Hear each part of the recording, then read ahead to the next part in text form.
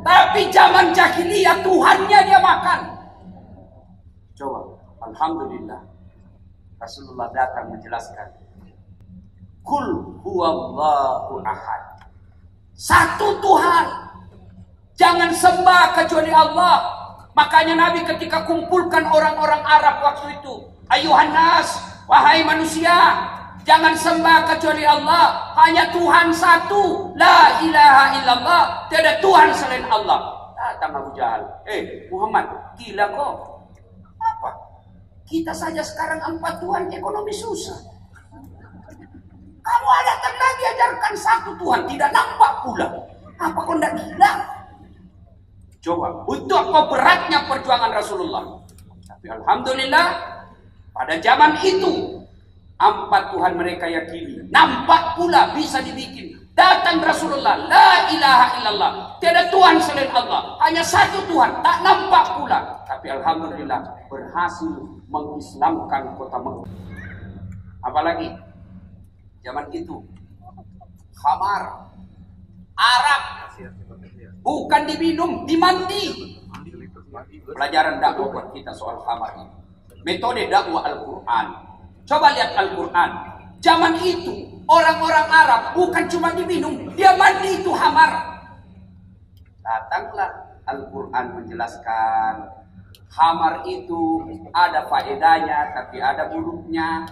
Ketahuilah lebih banyak buruknya daripada faedahnya. Akhirnya apa? Orang Arab mulai berpikir. Lama turun tahap kedua. La taqrabuz salata wa antum sukara. Jangan kau dekati solat ketika kau dalam keadaan mabuk. Artinya 5 kali solat, 5 kali tidak boleh mabuk. Makin jauh, makin jauh, makin jauh. Terakhir turun hadis. Innamal khamar. Khamar itu rijesun. Bapak moyangnya dosa, min amali syaitan, perbuatan syaitan. Jauhi agar kamu termasuk orang-orang beruntung. Inti ayat ini kita semua mubalik, belajar metode dakwah dan Quran. Rasulullah mendakwakan melarang haram, tidak vonis langsung. Sekarang banyak membalik, rasa-rasanya dia menjadi panitia hari kiamat. Hanya dia yang mau benar. Berbeda pendapat dia kafirkan padahal sesamanya muslim.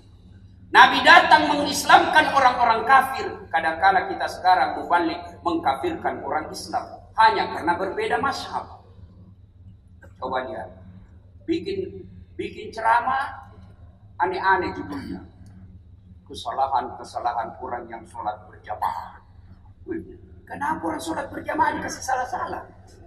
Anak muda yang baru hijrah dan sudah tidak usah sholat deh, ternyata banyak salahnya. Kenapa tidak bikin judul ceramah kesalahan-kesalahan orang yang tidak sholat? Itu lebih real objeknya. Maka Rasulullah SAW berdakwah sangat arif dan bijaksana. Coba ketika Rasulullah didatangi, ya Rasulullah, saya offside, pelanggaran saya Rasul. Kenapa kok? Saya berhubungan suami istri bulan suci Ramadan. Kau denda kok 60 hari berturut-turut puasa. Berapa ya Rasul? 60 hari. Ya Rasulullah, 1 bulan aja saya tidak tahan. Kalau begitu, kau cari fakir miskin, kau kasih makan fakir miskin di kampungmu. Ya Rasulullah, saya fakir miskin. Kalau kita lah, kau sudah miskin, melanggar lagi. Kalau begitu kata Nabi, nih kurma, bawa pulang ke kampungmu. Cari orang paling miskin di kampungmu, kau kasih beli makan. Apa kata dia? Ya Rasulullah, saya yang paling miskin di kampungku. Wah, kamu lah nakal betul. Ya sudah, kau makan itu. Coba, begitu arif dan bijaksananya Rasulullah dalam dakwah. Satu tadi nasib perempuan, 2 akidah, 3 sosial kemasyarakatan tentang amal. Yang keempat, jahiliyah itu berkaitan dengan kebodohan. Apakah kebodohan dalam teknologi? Belum tentu. Kebodohan jahiliyah itu tidak selalu identik dengan bodoh semata. Tapi bodoh yang dimaksud jahiliyah di sini adalah 2 karakternya. 1, menolak kebenaran. 2, menganggap enteng orang lain. Zaman jahiliyah, Abu Bakar, Abu Sufyan, Abu Jahal, Abu Lahab, kurang apa mereka? Mereka tokoh masyarakat, mereka bangsawan, mereka dikenal satu Mekah. Bahkan mereka melihat mukjizat, tapi mereka menolak kenabian Rasulullah Muhammad SAW, menolak Al-Quran awal-awalnya. Kenapa? Karena mereka merasa saya lebih mulia daripada Bani Hashim. Berarti jahiliyah itu bukan sekedar bodoh semata, tapi kesombongan. Bapak pakai baju mahal, boleh, boleh. Kapan dia sombong? Ketika kau remehkan orang lain. Contoh, wih, boleh di bajuku krokodil, cap buaya. Katanya kalau yang asli itu kepalanya menghadap ke dalam, kalau yang palsu menghadap keluar, jadi buaya darat. Boleh ini bajuku, ini 2 juta mas bro. Kamu tidak bisa kau beli, Satpol PP. Hina, sombong. Pakai barang mahal, silahkan, selagi mampu. Dan tidak menghalalkan segala cara. Tapi kapan dia sombong? Ketika dia menghina orang miskin. 2 karakter sombong. Menolak kebenaran. Siapa itu Pak Jikari? Siapa itu Dasar? Baru belajar agama. Saya ini dari Mesir. Ya sombong bos. Dan orang sombong penyebabnya, dan Nabi ada 4. 1, bertambahnya ilmu. Sombong dia, jangan sombong gara-gara ilmu. Allah marah dikasih pikun, hilang ilmu kalau pikun. Ada orang banyak sekali gelarnya, bertumpuk-tumpuk gelarnya, agak sombong. Begitu dekat-dekat pensiun, mulai pikun-pikun. Diprotes sama istrinya, Pak, biasanya kalau kau mau pergi mengajar, kau cium-cium jidatku. Ini sudah hampir 2 minggu kau tidak pernah lagi cium saya. Dan mati suaminya, astagfirullah. Berarti siapa aku cium selama ini? Ternyata pembantunya dicium. Ya juga modus bos. Teman-teman sudah dengar begini pura-pura pikun. Masuk ke dalam pembantu, rumah kamar pembantu, didapat anaknya. Saya kira Mama Una. Keren. Jangan sombong gara-gara ilmu. Wa ma utitu minal ilmi illa qalila. Saya tidak kasih kau ke ilmu kecuali sangat sedikit. Nah, ini ada juga yang begitu. Saya kalau ketemu ustadz yang sombong, yang hanya menyalahkan, saya cuma bilang, ya sudahlah. Kalau kau merasa sangat pintar, kau terjemahkan saja itu alif lam mim. Apa itu? Angkat tangan. Itu baru alif lam mim kau mau sombong. Sudahlah, kalau kau berbeda pendapat sama orang, hargai pendapatnya orang. Tidak usah maki-maki. Udah. 2, apa yang menyebabkan bertambahnya orang sombong, Ibu? Bertambahnya jabatan. Tadinya tidak ada apa-apanya, tiba-tiba jadi Kapolda, tiba-tiba jadi bupati. Jangan sombong, Allah marah. Pensiun, bupati cuma 5 tahun, anggota dewan cuma 5 tahun. Jangan sombong, 5 tahun. Kalau terpilih lagi, kalau tidak, wabillahi taufiq wal hidayah, keluar bos. Apalagi yang membuat orang sombong? Bertambahnya harta. Jangan sombong gara-gara harta, Ibu. Allah marah. Tuh, belajar dari Palu. Sekejap saja, tsunami 5 menit miskin. Oke lah, masih ada duitmu. Oke lah, masih ada hartamu. Masih bagus mobilmu. Masih bagus gedungmu. Allah marah. Dia titip satu penyakit dalam dirimu. Duitmu banyak, tidak ada bisa kau makan. Ada orang duitnya 5 miliar di tabungannya, tapi dilarang makan garam, dilarang makan nasi. Apa enaknya kalau kita sudah dilarang makan nasi? Saya diundang pergi ceramah di Milan, 2 hari roti aja dikasih saya. Saya bilang, bos, kau siksa saya ini. Ini berhubungi sini bos. Tidak mempan kalau roti, carikan saya nasi. Tidak bisa saya ceramah kalau tidak ketemu nasi. Baru 2 hari. Kasih saya apa, spaghetti apa, kayak cacing tuan saya gitu. Tidak cocok perutku ini bos. Sesak napas saya melihat ini. Dilarang makan nasi, dilarang makan daging, dilarang makan gula, dilarang makan garam, dilarang makan berlemak. Apa saja bisa dia makan. Ubi jalar warna ungu. Apa tidak setengah mati? Itu kamu sombong. Allah titip satu penyakit, tak ada bisa kau makan. Penyakit gula. Ada di kampungku, dia bilang, sakit saya Ustaz. Sakit apa Ji? Kombinasi. Itu. Dia bilang, satu tidak boleh makan gula, satu boleh. Bukan kombinasi, komplikasi. Dia bilang, kau yang urus, karena kau yang ada sekolah, saya orang bodoh di kampung. melahirkan istrinya, dia bilang melahirkan anak, melahirkan cucuku Ustaz, melahirkan tapi cepat melahirkan. Kenapa bisa? Dia bilang temperatur, bukan temperatur, prematur. Ayo, yang keempat, bertambahnya sombong. Sombong penyebabnya sombong, bertambahnya apa? Bertambahnya ibadah. 4 hal ini membuat orang sombong. Allah tidak mencintai orang-orang yang sombong. Pada zaman Nabi, manusia masih hidup sombong luar biasa. Dan yang kelima, zaman jahiliyah ada yang disebut diskriminasi. Budak tidak punya hak sama sekali. Beda dengan pembantu. Ibu-ibu punya pembantu di rumah, itu bukan budak, itu pekerja. Beda kalau budak. Budak itu bu hak milik.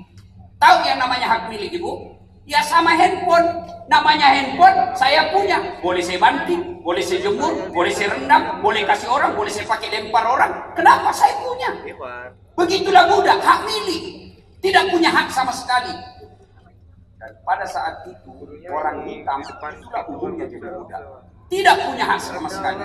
Turun Al-Quran memberikan persamaan antara manusia.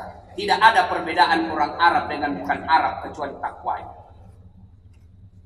Jadi orang Amerika sebelum mereka kenal namanya HAM, kita orang Islam sudah tahu itu HAM, hak asasi manusia. Cuma orang Islam selalu menyertakan antara hak asasi dengan kewajiban asasi. Sekarang pejuang-pejuang hak asasi kadangkala mereka lupa antara kebebasan dengan persamaan. Ini tidak boleh dipisah. Kebebasan dengan persamaan. Orang bisa saja hilang kebebasannya, tapi tidak boleh menghilangkan persamaannya. Saya kasih contoh. Orang di penjara. Itu orang di penjara Pak hilang kebebasannya. Tapi mereka mau terima. Tapi ada hak asasi yang tidak boleh hilang dari mereka. Apa itu? Kesamaan. Mana maksudnya Ustaz? Nah, Bapak di penjara. Saya di penjara. Tapi ketika ada napi yang boleh keluar masuk, boleh dikasih makan enak, sementara napi yang lain sama-sama napi, sama-sama narapidana penghuni penjara, satu dikasih fasilitas khusus, satu tidak, maka itu ada perbedaan. Maka mereka mengamuk, membakar. Islam tidak ada perbedaan antara laki-laki dan perempuan dalam hal ibadah, tidak ada perbedaan. Maka pernah perempuan-perempuan zaman itu datang unjuk rasa kepada Nabi. Ya Rasulullah, katanya perempuan dengan laki-laki sama. Ya kata Nabi, tapi rasa-rasanya ya Rasul, setelah kami selidiki, lebih banyak pahalanya laki-laki dari perempuan. Tuh, kenapa kamu bilang begitu ibu? Buktinya ya Rasul, laki-laki dianjurkan berjamaah di masjid, kami tidak. Laki-laki medan perang berjihad, mati syahid, kami dianjurkan ngurus anak dan suami. Rasa-rasanya lebih banyak pahala perempuan laki-laki kata perempuan ini. Lalu Nabi menjelaskan, betul ibu yang sampaikan. Tapi ibu mau tidak dirindukan surga? Perempuan soleha itu bagaimana Ustaz?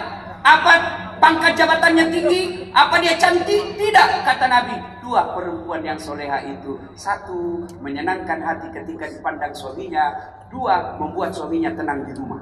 Kalau ibu miliki berarti ibu soleha. Alhamdulillah ibu cantik semua saya lihat.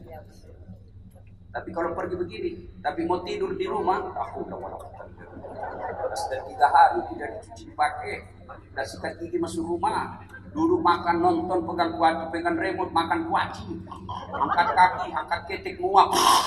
Lihat suami bagaimana kita suami tidak sakaratul maut. Kan enak itu kalau suami pulang ibu sambut, bila kamu di sisiku, hati rasa satu. Marah-marah suami capek berantakan rumah, peluk ibu pakai baju seksi baru ibu peluk. Insaplah wahai manusia. Oh senang itu suami. Iya itu lagu-lagunya ibu-ibu dulu. Tapi lagu-lagunya ibu-ibu sekarang apa? Yo ayo beleng-beleng. Ibu bapak saudara-saudara sekalian, ingin rasanya berlama-lama tapi waktu yang membatasi kita. Insya Allah kesimpulannya ibu, kita bersyukur atas turunnya Al-Quran.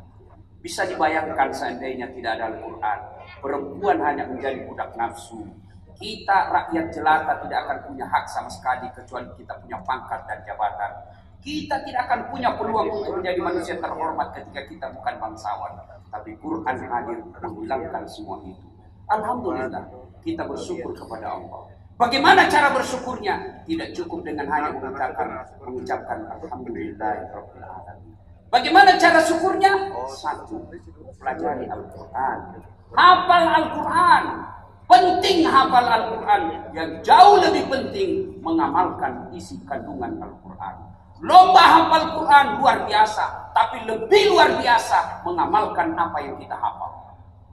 Yang ketiga, setelah itu jangan cuma kita nikmati sendiri Quran itu, tapi dakwakan Al-Quran sampai akhir hidup kita. Dan salah satu wujud kesyukuran kita ini, kita hadir di tempat ini karena kita ingin belajar Al-Quran. Insya Allah pengeluaran Bapak Ibu keluar di tempat ini, Allah akan ganti dengan berkali-kali lipat. Insya Allah. Demikian, mudah-mudahan ada manfaat, lebih dan kurangnya mohon dimaafkan. Kalau masih mau dengar ceramah saya, gampang. Follow saya di Instagram. Daslatif 1212. Sudah ku follow Ustaz, kenapa tidak mau terputar ceramahmu? Hakul yakin berarti tidak ada kuotamu. Demikian, lebih dan kurangnya mohon dimaafkan. Nun wal kalam ya misrun. Billahi fi sabilil haq. Assalamualaikum warahmatullahi